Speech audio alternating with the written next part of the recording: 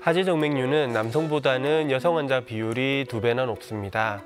호르몬, 비만, 운동 부족 등 다양한 원인이 있지만 특히 가족력이 있다면 주기적인 검진을 통해 상태를 체크해 보는 것이 중요하겠습니다. 안녕하세요. 하지정맥류 치료의사 외과 전문의 강병완 원장입니다.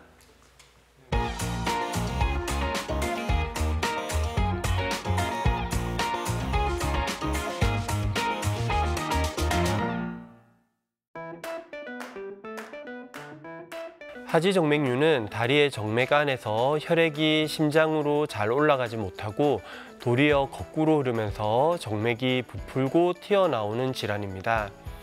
다리의 정맥에는 판막이라는 게 있는데 이 판막은 혈액이 아래로 흘러내리지 않도록 해주는 역할을 합니다.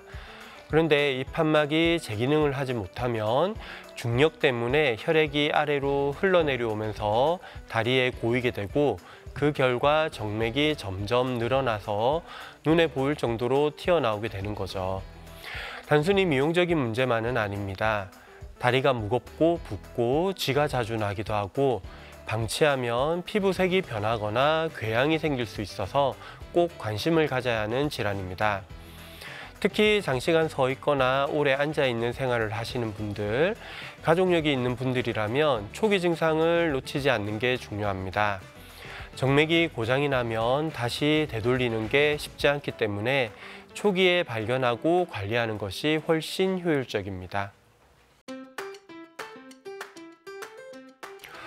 정맥 속 판막은 아주 얇은 막 구조로 되어 있습니다. 정맥은 혈액을 심장 쪽으로 보내주는 역할을 하는데 특히 다리처럼 중력의 영향을 많이 받는 부위에서는 이 판막의 역할이 더 중요합니다. 그런데 이 판막이 여러 이유로 인해 약해지거나 손상되면 혈액이 제대로 올라가지 못하고 아래로 역류하게 됩니다. 주된 원인은 유전적인 영향, 호르몬 변화, 오래 서 있는 생활 습관 등이 있습니다. 특히 여성의 경우 임신이나 폐경기 같은 호르몬의 변화가 판막의 기능에 영향을 주기 쉽습니다. 또 나이가 들수록 판막과 정맥벽 자체가 약해지기 때문에 시간이 지남에 따라 자연스럽게 문제가 생기기도 합니다.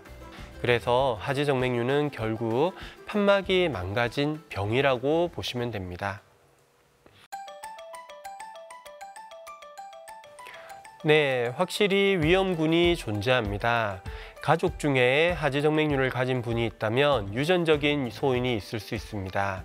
직업적으로 오래 서 있는 분들, 예를 들어 교사, 간호사, 요리사, 미용사 분들처럼 하루 종일 서 있는 경우 그만큼 다리 정맥에 부담이 커지기 때문에 하지정맥류 발생의 위험이 높아집니다. 또 비만, 임신 경험이 많은 여성, 운동량이 부족한 사람들도 해당됩니다. 특히 요즘은 앉아서 오래 일하는 직장인 분들도 주의하셔야 합니다. 다리에 피로감이 많이 든다거나 퇴근 후 유난히 다리가 무거운 느낌이 들고 자다가 종아리에 경련이 자주 일어난다면 하지정맥류를 검사해 보는 것이 좋습니다. 만일 검사 결과 아직 하지정맥류가 발병하지 않았더라도 이러한 위험군에 속하신다면 적어도 1년에 한 번 정도는 정맥 상태를 점검해 보는 것이 좋습니다. 네, 맞습니다. 실제로 하지정맥류는 남성보다 여성에게서 2배 이상 많이 발생합니다. 여성 호르몬은 정맥벽을 이완시키는 작용을 하기 때문에 정맥이 늘어나기 쉬워집니다. 임신, 출산, 폐경기 등은 모두 호르몬 변화와 관련이 있는데 이 시기마다 정맥에 가해지는 부담이 커집니다. 그래서 여성분들은 주기적으로 다리 상태를 살펴보시고 증상이 느껴진다면 초기에 검사를 받아보시는 게 좋습니다. 특히 임신 중에는 자궁이 커지면서 정맥을 눌러 혈류를 방해하고 체중 증가와 호르몬의 변화가 복합적으로 작용하기 때문에 하지정맥류가 처음 생기게 되는 계기가 되기도 합니다. 또 폐경기 이후에는 정맥 탄력이 떨어지기 때문에 증상이 가볍더라도 관리가 꼭 필요합니다. 여성분들은 임신, 출산 이후 그리고 갱년기 전후로 한 번씩 정맥 건강을 점검해 보는 걸 권해드립니다. 하지정맥류는 유전적인 영향이 굉장히 큽니다. 부모님이 두 분 모두 하지정맥류를 앓고 있다면 자녀가 하지정맥류가 생길 확률이 80%에 달한다는 보고도 있습니다. 주로 모계유전이 되는데 어머니가 하지정맥류가 있다면 딸이 생길 가능성은 50% 정도 된다고 합니다. 가족 중에 하지정맥류를 겪는 분이 계시다면 꼭 주의 깊게 관찰하셔야 합니다. 물론 유전이 모든 걸 결정하는 것은 아니고 생활 습관이나 환경 요인도 크게 작용합니다. 건강한 습관을 유지한다면 예방도 충분히 가능합니다. 특히 유전적인 소인이 있는 분들은 다리가 붓거나 무겁다는 느낌이 들었을 때 피곤해서 그렇겠지 하고 넘어가지 마시고 병원에 가셔서 초음파 검사를 받아보시는 게 중요합니다. 아주 초기인 경우에는 수술이나 시술 없이도 관리가 가능합니다.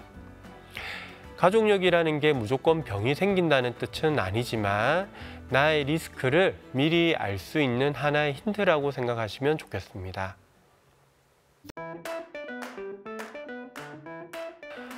날씨가 따뜻해지면서 우리 몸의 혈관도 영향을 받습니다. 기온이 올라가면 혈관이 확장되는데 정맥도 마찬가지입니다. 하지정맥류가 있는 분들은 이때 증상이 더 심해질 수 있습니다. 특히 다리가 더 붓거나 무거운 느낌이 강해지고 통증도 생길 수 있습니다. 그래서 봄이나 여름철에는 더운 날씨에 오래 서 있거나 앉아 있는 경우에는 다리에 더 신경을 써야 합니다. 가능한 한 시원한 환경을 유지하고 장시간 서 있거나 앉아 있는 것을 피하면서 다리 올려주기, 가볍게 걷기 등의 운동을 하는 것이 도움이 됩니다. 그리고 이 시기에는 혈관 건강에 도움이 되는 수분 섭취도 충분히 해주셔야 합니다. 탈수가 되면 혈액이 끈적해지고 정맥순환이 느려질 수 있기 때문입니다. 또 너무 꽉 끼는 옷은 피하고 장시간 서 있거나 앉아 있어야 되는 상황이라면 의료용 압박 스타킹을 착용하시는 것도 한 방법입니다. 처음엔 그냥 다리가 무겁다, 피곤하다 이런 느낌으로 시작합니다. 그런데 유심히 보면 오후나 저녁쯤 되면 다리가 붓거나 푸르스름한 실핏줄이 보이기 시작할 수 있습니다. 또 자다가 다리에 쥐가 자주 나거나 장시간 서 있거나 앉아 있으면 더 불편한 느낌이 들기도 합니다. 이런 증상들이 반복된다면 하지정맥류 초기일 수 있으니 무심코 넘기지 마시고 한 번쯤 병원에서 검사받아 보시는 걸 권해드립니다. 특히 오래 서 있거나 앉아서 일을 하시는 분들은 다리에 가해지는 압력이 지속되기 때문에 자신도 모르는 사이에 증상이 진행될 수 있습니다. 그런 분들은 하루 일과 중에서 잠깐씩 일어나 걷거나 스트레칭을 해주고 앉은 자리라 하더라도 발목 돌리기, 까치발하기 등 가벼운 운동을 습관처럼 해주는 것이 도움이 됩니다. 정맥 안에 판막이 고장나면 혈액이 다리에 정체가 되고 그로 인해 정맥이 점점 늘어나게 됩니다. 이게 피부 바로 아래에서 부풀어 오르면 겉에서 보기에도 굵은 핏줄처럼 도드라져 보이게 되는 것입니다. 피부색이 변하거나 실핏줄이나 구불구불한 굵은 혈관이 눈에 띄면 대부분 하지정맥류 증상이라 볼 수 있습니다. 물론 겉으로 실핏줄이나 보이는 혈관이 없는 경우도 있어서 통증이나 부종, 경련 같은 증상이 동반되면 정밀 진단을 받아보는 게 필요합니다. 단순히 혈관이 드러나 보이는 것이 아니라 정맥 안에서 혈류가 제대로 흐르지 못하고 고여있는 상태이기 때문에 방치하면 점점 악화되기 쉽습니다. 특히 날씨가 더운 날엔 더 도드라져 보이는 경우가 많아서 계절적인 변화와 함께 나타나는 신호들을 잘 살펴보시는 게 중요합니다. 초기에는 단순한 다리 피로감이나 무거움으로 시작되지만 점차 진행되면서 다리 혈관이 보이기 시작하고 정맥이 울퉁불퉁 튀어나오기도 합니다. 중기 이후에는 저녁마다 붓고 쥐가 나고 가려움증이나 열감이 생기기도 하고 더 심해지면 피부색이 어두워지고 심한 경우에는 다리 피부에 궤양이나 상처가 잘 생기고 잘 낫지 않는 상태까지 진행될 수 있습니다. 그래서 초기 증상이 가볍더라도 무시하지 말고 병원에서 진료를 받아보는 게 중요합니다. 그리고 이 병은 서서히 진행되기 때문에 오늘은 괜찮은데 하고 방심하다가 몇 달 뒤 확연히 심해지는 경우도 많이 있습니다. 심해지면 병원에 가야지가 아니라 초기 증상이 있을 때부터 적절히 대처한다면 수술이나 시술적인 치료를 받지 않더라도 증상이 개선되고 치료가 되기도 합니다. 가장 큰 문제는 결국 만성적인 혈류장애로 이어진다는 것입니다. 시간이 지나면서 정맥이 계속 늘어나고 주변 조직까지 영향을 주기 때문에 피부 착색이나 염증, 궤양 같은 합병증이 생길 수 있습니다. 또 보기에도 좋지 않다 보니 심리적인 스트레스도 생길 수 있습니다. 초기에 간단한 관리나 비수술적인 치료도 충분할 수 있는데 이를 방치하면 결국 수술까지 가게 되는 경우가 많습니다. 그리고 혈관이 망가지면 다시 되돌릴 수 없기 때문에 예방과 조기 대응이 가장 중요합니다. 실제로는 처음에 그냥 피곤해서 그런 줄 알았다 하시는 분들이 정말 많습니다. 그래서 증상이 가볍더라도 혹시 하는 마음으로 한 번쯤 진단을 받아보시면 좋겠습니다. 내원을 하면 환자의 증상과 다리의 상태가 하지정맥류를 의심할 만한지를 문진하게 됩니다. 그러고 나서 하지정맥류가 의심이 된다면 혈관 초음파 검사를 하게 됩니다. 하지정맥류 진단의 가장 정확한 방법이 혈관 초음파 검사입니다. 혈관 초음파 검사로 피부 겉으로 보이는 혈관만 보는 것이 아니라 피부 속 깊은 혈관 상태까지 확인할 수 있습니다. 이를 통해서 판막이 정상적으로 작동하는지 어디에 문제가 있는지를 파악할 수 있습니다. 검사 시간도 5에서 10분 정도로 짧고 통증도 없기 때문에 부담 없이 받아보실 수 있습니다. 혈관 초음파 검사를 바탕으로 약물 치료나 압박 스타킹 착용 등의 관리가 필요할지 아니면 근본적인 수술이나 시술적인 치료가 필요한지를 판단하게 됩니다. 우리가 흔히 입는 스키니진이나 압박이 심한 레깅스 또는 허리를 꽉 조이는 옷들이 문제를 일으킬 수 있습니다. 이런 옷들이 다리나 복부 쪽에 정맥을 압박하게 되면 혈액이 원활하게 심장 쪽으로 올라가지 못하고 정체되기 쉬워지고 이 상태가 반복되고 지속되면 하지정맥류의 원인이 될 수 있습니다. 특히 오래 앉아 있거나 서 있는 시간이 많은 분들이 이런 옷을 입으면 위험성이 더 커지기 때문에 심하게 조이는 옷은 자주 입지 말고 입더라도 가급적 짧은 시간 동안만 입는 것이 좋겠습니다. 요즘은 몸에 꽉 맞는 옷을 즐겨 입는 젊은 분들이 많은데요. 젊다고 안심할 수는 없습니다. 멋도 중요하지만 더 중요한 것은 건강입니다. 네, 생각보다 흔한 습관들이 원인이 되기도 합니다.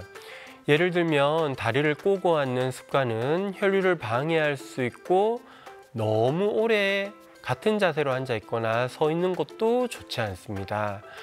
높은 굽에 신발을 자주 신는 것도 다리 근육의 정상적인 움직임을 방해해서 하지정맥류를 유발하거나 악화시킬 수 있습니다. 또 한 가지 말씀드리고 싶은 것은 장시간 비행기나 버스, 기차 이동처럼 오랫동안 다리를 움직이지 않는 상황에서도 정맥 혈류가 느려져서 위험할 수 있다는 것입니다. 특히 직업적으로 오래 앉아 있는 일을 하는 경우에는 가끔씩 일어나서 걷거나 스트레칭을 해주는 것이 필요하고 그러지 못하는 경우에는 발목을 자주 움직이고 까치발을 자주 해주는 것이 도움이 될 수 있습니다. 무심코 반복하는 작은 습관들이 시간이 지나면 큰 영향을 미칠 수 있습니다. 그래서 생활 속 자세와 습관을 의식적으로 점검하고 바꾸는 게 무엇보다 중요합니다. 그렇지는 않습니다. 꼭 수술을 해야만 하는 것은 아닙니다. 증상이 경미한 경우에는 생활 습관의 개선만으로도 증상이 많이 좋아질 수 있습니다. 또한 약물 치료나 압박 스타킹 착용으로도 초기의 하지정맥류는 치료가 되기도 합니다. 하지만 증상이 많이 진행된 경우에는 고장난 정맥을 수술적으로 제거하거나 여러 가지 시술을 통해 고장난 정맥을 막아버리는 치료가 필요할 수 있습니다. 치료 방법은 환자의 상태에 따라 다르기 때문에 전문의의 진단을 받는 게 중요합니다. 특히 요즘은 통증과 회복 부담이 적은 시술도 많기 때문에 예전처럼 수술이 어렵고 부담스럽다는 인식은 많이 달라졌다고 보셔도 됩니다. 단순한 미용적인 불편함이 아니라 일상생활에 지장이 있을 정도로 다리가 자주 붓거나 무겁고 통증이 동반된다면 치료를 고려해 보셔야 합니다. 특히 저녁마다 다리가 붓고 피곤하거나 쥐가 자주 나고 피부색이 변하는 증상까지 있다면 적극적인 치료가 필요합니다. 물론 겉으로 보이는 혈관이 없더라도 증상이 있고 혈관 초음파 검사에서 문제가 발견되면 조기에 치료를 받는 것이 훨씬 좋은 예후를 가져옵니다. 특히 진행 단계가 빨라지는 분들은 방치하면 심각한 합병증으로 연결될 수 있어서 증상이 의심되면 너무 오래 미루지 마시고 빠르게 검사 받으시길 권해드립니다. 치료는 병이 심해졌을 때만 하는 게 아니라 병이 심해지지 않도록 막기 위해서도 꼭 필요한 과정입니다. 많은 분들이 걱정하시는 부분인데요. 하지정맥류 치료에서 제거하는 혈관은 이미 기능을 제대로 하지 못하는 병든 혈관입니다. 이 혈관은 오히려 혈액순환에 방해가 되기 때문에 없애는 것이 오히려 전체적인 순환에 도움이 됩니다. 우리 몸에는 많은 정맥들이 있고 건강한 다른 정맥들이 대신 일을 해주고 있기 때문에 걱정하지 않으셔도 됩니다. 하지정맥류가 생겨서 수술을 할 수 있는 정맥은 다리 전체 정맥 기능의 5에서 10% 정도의 적은 일을 하는 정맥이고 그보다 더 크고 중요한 정맥이 있기 때문에 고장난 정맥을 없애더라도 생활을 하는데 지장이 없습니다. 오히려 고장난 정맥을 없애게 되면 혈액순환이 개선되게 됩니다. 정맥이 고장난 상태로 계속 있게 되면 그 영향으로 다른 정상적인 정맥들도 결국 문제를 일으킬 수 있기 때문에 이미 고장난 정맥은 최대한 빨리 치료해 주는 것이 다리의 혈관 건강에 더 도움이 됩니다. 특별한 경우가 아니라면 대부분 치료가 가능합니다. 다만 심한 심부정맥 기능 부전이 있는 경우나 혈관 기형이 있는 경우, 특정 기저질환이 있는 분들은 수술이 어려울 수 있습니다. 보통 나이가 많거나 고혈압, 당뇨가 있으면 수술을 할 수 없는 게 아니냐고 생각하시는 분들이 많은데 하지정맥류를 치료하는 방법이 다양하기 때문에 환자의 상태에 따라 수술 방법 및 마취 방법을 정하게 됩니다. 그리고 반드시 수술을 해야만 하는 경우가 아니라면 약물 치료 및 압박 스타킹 착용만으로도 증상을 개선할 수 있기 때문에 미리 걱정부터 하지 말고 병원에 오셔서 검사 받고 전문의와 상담을 하는 것이 필요합니다. 치료 후에도 관리가 중요합니다. 수술 후 회복을 돕기 위해서 일정 기간 동안은 정맥순환제를 복용하고 의료용 압박 스타킹을 착용하는 것이 필요합니다. 너무 오래 서 있거나 무거운 걸 드는 것은 피하는 것이 좋습니다. 가벼운 걷기 운동이나 스트레칭은 도움이 됩니다. 무엇보다도 생활 습관을 꾸준히 개선해 나가는 것이 중요합니다. 그리고 치료 후에도 정기적인 초음파 검진을 통해 혈관 상태를 점검해 나가는 게 좋겠습니다. 특히 증상이 좋아졌다고 해서 관리를 완전히 중단하면 건강했던 다른 정맥이 또다시 고장이 날 수 있기 때문에 수술 후에도 꾸준한 관리가 필요합니다. 병원에서 치료가 끝났다고 완치되었다라고 생각하기보다는 이제 관리의 시작이구나 라고 생각하시는 것이 좋겠습니다. 많은 분들이 하지정맥류는 나이 든 분들만 걸리는 질환이라고 생각하시는데 요즘은 20, 30대 젊은 분들 중에서도 하지정맥류 증상을 보이는 분들이 점점 많아지고 있습니다. 이유는 간단합니다. 오랜 시간 앉아서 생활하는 습관, 운동 부족, 그리고 꽉 끼는 옷 착용 등이 젊은 층에게도 영향을 주기 때문입니다. 특히 유전적인 요인이 있거나 체중 증가, 잘못된 자세 같은 것들이 겹치면 나이와 관계없이 발병할 수 있습니다. 그래서 젊다고 안심하기보다는 평소에 다리가 무겁고 저녁이 되면 다리가 붓거나 자다가 쥐가 나면 꼭 한 번은 하지정맥류를 확인해 보셔야 합니다. 네, 사실입니다. 다리를 꼬고 앉으면 한쪽 다리의 정맥이 눌리면서 혈류가 방해받게 됩니다. 이것이 반복되면 정맥에 지속적인 압력이 가해지고 이것이 판막 기능을 떨어뜨릴 수 있습니다. 쪼그려 앉아서 오래 있는 것은 더 좋지 않습니다. 무릎과 발목을 심하게 접으면 다리 쪽 혈류 흐름이 나빠지고 정맥 압력이 올라가면서 하지정맥류 발생 위험이 커질 수 있습니다. 물론 한두 번 그랬다고 해서 당장 병이 생기지는 않지만 일상적으로 자주 반복된다면 주의가 필요합니다. 자세, 습관 하나하나가 건강한 혈관을 지키는 첫걸음이 될 수 있습니다. 네, 어느 정도 도움이 될 수 있습니다. 종아리는 우리 몸에서 정맥, 혈액을 심장 쪽으로 끌어올리는 중요한 역할을 하는 근육 펌프가 있는 부위입니다. 이 부분을 부드럽게 마사지 해주면 혈액순환이 좋아지고 다리에 고이는 혈액을 줄이는 데 도움이 될 수 있습니다. 다만 이미 정맥류가 심하게 진행된 상태에서는 너무 강한 압력을 가하는 마사지는 오히려 해가 될 수 있기 때문에 조심해야 합니다. 예방 차원에서라면 가볍게 다리를 주물러 주거나 다리를 위로 올리고 발끝을 들어 올리는 스트레칭을 자주 해주는 것이 좋은 습관이 될 수 있습니다. 또한 평소에 압박 스타킹을 착용하는 것도 도움이 될 수 있습니다.